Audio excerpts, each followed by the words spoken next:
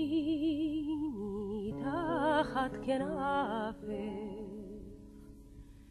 ויהי לי אם ואחות וחיקך מקלט ראשי כאן תפילותיי הנידחות וחיקך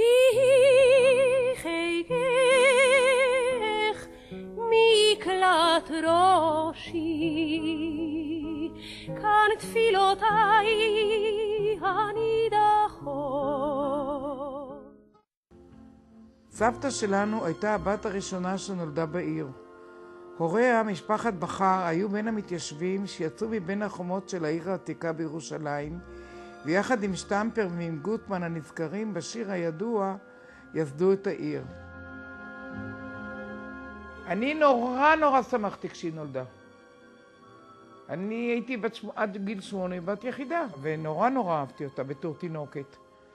אבל בגיל שנה כבר היה לי המשבר הראשון, שאמא שלי רצתה לעשות היום הולדת, והיא קנתה המון ממתקים, ואני נורא התרגשתי מהיום הולדת שעושים לה, כי לי לא כל כך עשו, אני נולדתי בקיץ ולא כל כך עשו לי ימי הולדת. והלכתי בצהריים כשההורים שלי נחו, ולקחתי עיתונים ישנים, ועשיתי לי שקיות, ואת כל הממתקים סידרתי בשקיות, שיהיה לאורחים שקיות עם ממתקים, מעיתונים ישנים.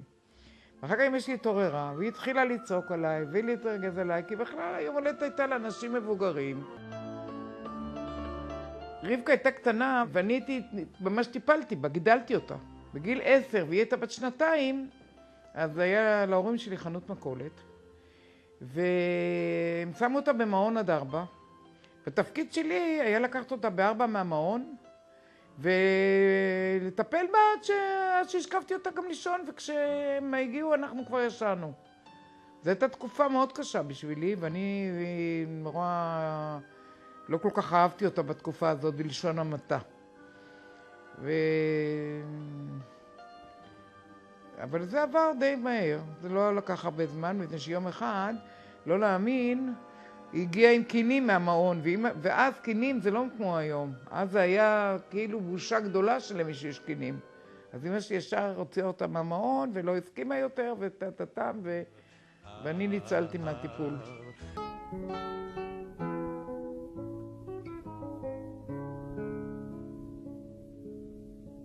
ובית רחמים בין השמשות.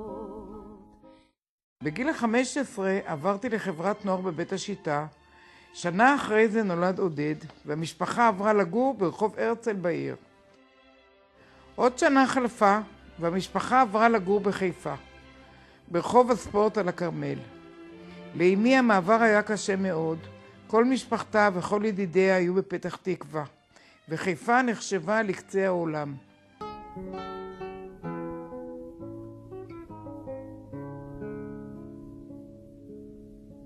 ובית רחמים בין השמשות, שחייבה גל לך סוד יסורי, אומרים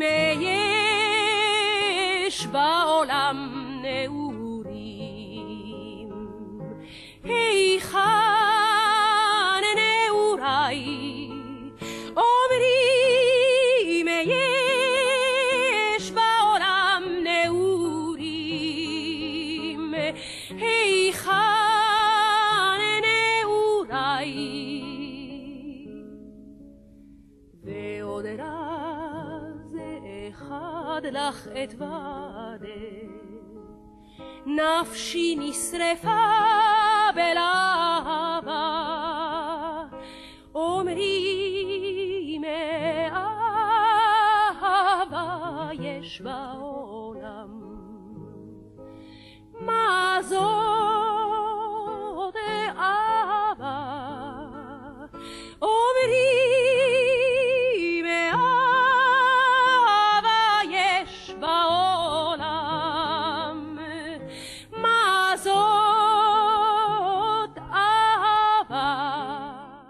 כשרבקה הייתה בת 12 היא עברה עם אמי ועם עודד למעגן מיכאל. אני כבר הייתי חברה ורציתי לעזור. בתקופה זו אני ניסיתי לצבי נשרי, שהיה אלמן עם 2 בנות, צפרירה וחיילה. ובועז נולד. אמי נפטרה כשרבקה הייתה בת 16. כשאמא שלי נפטרה הייתי עם 4 ילדים, ילדה בת 16, ואחר כך עודד, ואחר כך צפרירה, ואחר כך חיילה ובועז. יותר, 5 ילדים. אבל היא עזרה לי גם. מאוד עזרה לי. פה זה כבר היה משותף, גם שהייתי אמא שלה וגם היא עזרה לי, בתור בת בחורה.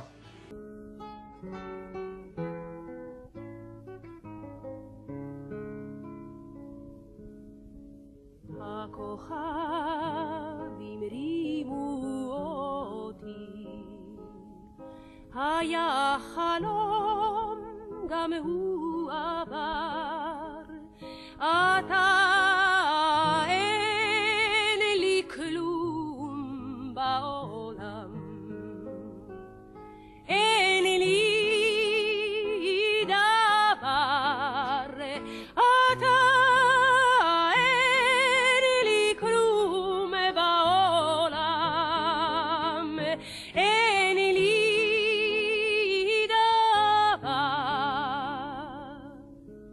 כל פורים את מתחפשת לכיפה אדומה. לא נכון, אני הייתי רבנית ואני הייתי הרבה דברים הייתי פעם פרפר נחמד עם אסתר, היא הייתה ילד וקרא לי בוא אליי פרפר, הייתי הרבה דברים. ומה תהיה השנה? אני אף פעם לא יודעת, בדרך כלל אני כלום, וברגע האחרון אני מתחפשת. אבל רוב המקרים זה יוצא כיפה אדומה, לא? כי זה הכי קל. אנחנו במשפחה מאוד מאוד קרובה.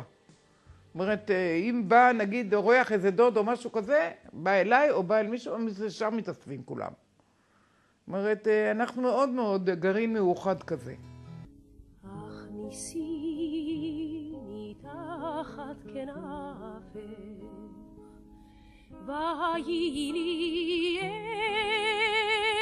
אם ואחות, ויהי חיקך מקלט ראשי, כאן תפילותיי הנידחות, ויהי חיקך מקלט ראשי, כאן תפילותיי הנידחות.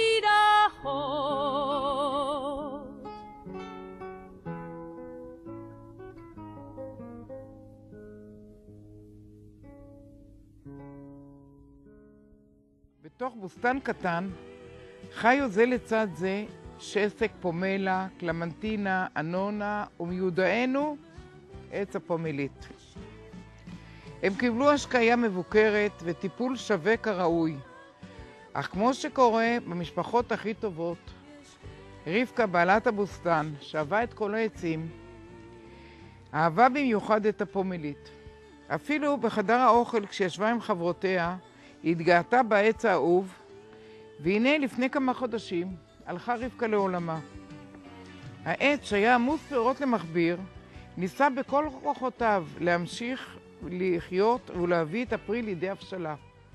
אבל כוחותיו הולכים וקלים, לדעתי הוא ממש מתאבד, כי הוא לא יכול לחיות בלי רבקה. ולכן העץ מת.